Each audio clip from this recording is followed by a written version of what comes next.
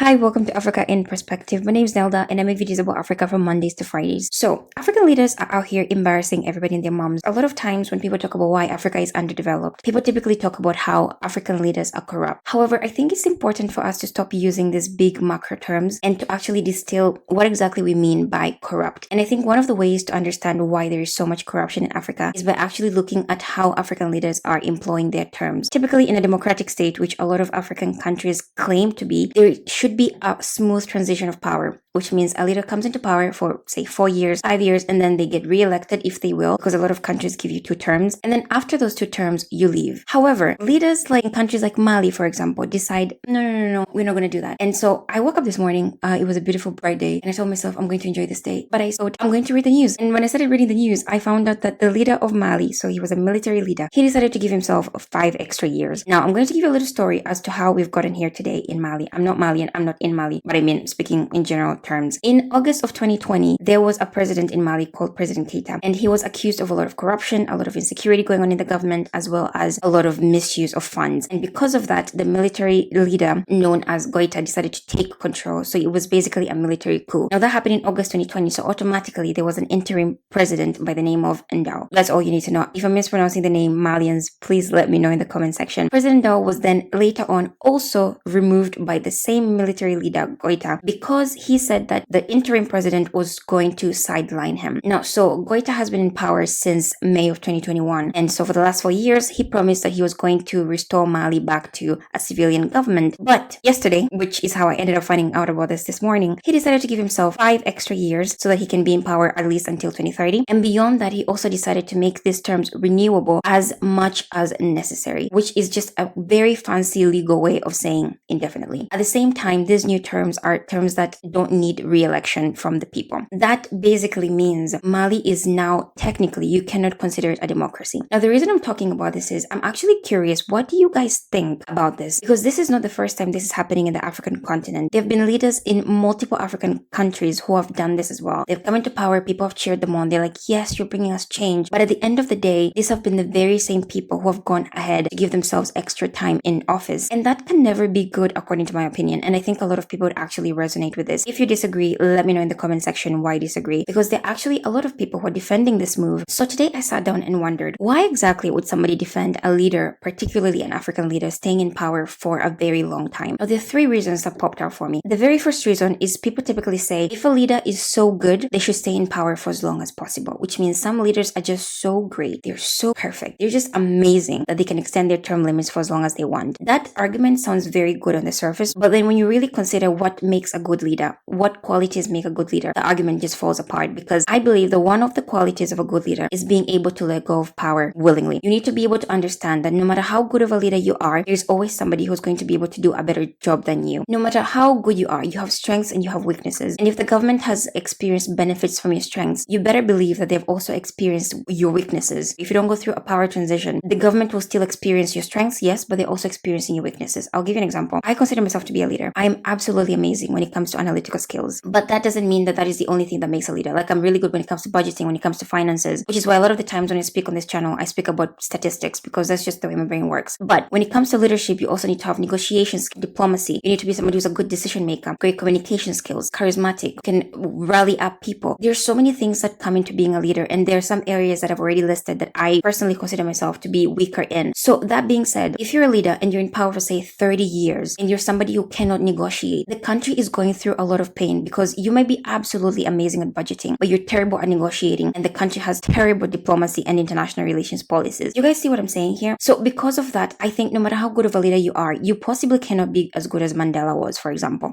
I don't think there has been a better president in Africa than Mandela so far. If you disagree, tell me why. Because a lot of these leaders who are coming up these days are like, oh yeah, I want to be in power, but Mandela only had 1 term. That guy went to prison for his country. Sure, he had flaws as well. He wasn't a perfect human being. He went to prison for his country, came out, only took 1 term of 5 years. After him came Thabo Mbeki. These are the presidents of South Africa. Thabo Mbeki took 2 terms and then he left in peace. Those are not the only examples. There's also Ellen Johnson Sirleaf from Liberia. She was the first female president of Africa. She had 2 terms and then she left in peace. Before her, Liberia was in a civil war. There was never peaceful power transitions. Do you guys see what I'm getting at? We have already had good leaders in Africa who have shown us the example of how to let go of power. That being said, there is a particular president in Africa who a lot of people praise for staying in power for a very long time, and that is Kagame. Now, typically when people talk about Kagame, the reason they give for justifying this is that he has brought a lot of stability and continuity to the story of Rwanda. If you don't know, Rwanda went through a genocide in 1994 because their president at that time was assassinated, and then there was a lot of killing of Tutsis by the Hutus. Roughly 800,000 to 1 million Tutsis and a few Hutus were also killed during that time, and then Kagame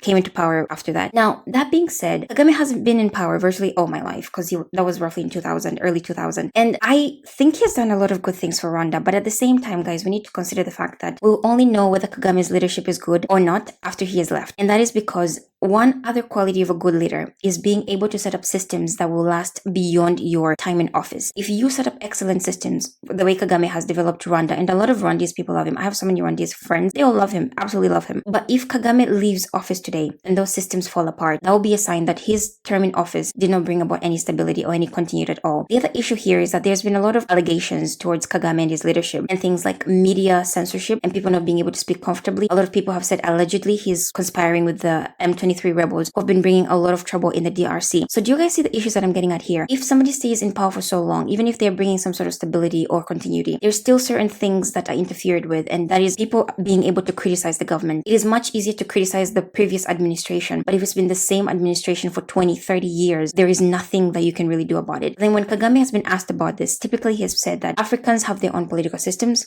and we should be given the right to practice our own political systems without Western interference, because democracy is a Western ideology. That is true, but the only issue with that is there are certain African traditions that are also not right, in the sense that things like female genital mutilation, I know it's not political per se, but that is an African tradition that we definitely need to get rid of. Like 98% of the girls in Somalia have undergone female genital mutilation, but that is not something that you can justify. It's traditionally African because it's practiced in a bunch of countries: Tanzania, Kenya, Uganda, Liberia, it's in Chad, very, very low in the southern part of Africa. That's just one thing. There's things like wife beating, wife inheritance. A lot of them actually affect women. But all these things are traditionally African, but we have had to let go of them because there's better ways of dealing with people in our society that have come up. So I don't think that is a good argument either. But then this is something that keeps happening constantly. People are justifying African leaders staying in power for a long time. And we've had so many leaders in Africa who have done this. So this is not the first time this is happening. People like Robert Mugabe from Zimbabwe, he was in power for 37 years until he virtually died. People like Teodoro Obiang Nguema Basongo, one of Africa's longest serving presidents for 46 years and counting, guys, since 1979. Some of you were not even born. People like Paul Biya, since 1982, 43 years and counting. He's from Cameroon. Idris Deby from Chad, 1990 until he died in 2021. Which means if this guy never died 4 years ago, he'd probably still be in leadership. People like Isaias Afwerki from Eritrea, 32 years and counting. This is not good. Something needs to be done about these leadership forms. When we are able to transmit power smoothly, we're able to show that, first of all, I trust my people to be able to lead, and I don't think I'm the most perfect person in the world to lead a country. Other people can come ahead. You can pass the baton and trust that your people will take care of their country. So that is all I had to say today, because I think this is a trend that is popping up in Africa. I'm so curious to hear what you guys think, because there are people who are justifying this. I don't think it's justifiable. No matter how great of a leader you are, no matter how well you think you know how to lead, leave that office when it's time to go. Thank you so much for watching. I really appreciate it. Please subscribe, like, comment, and share, and you'll see me in the next video. Bye.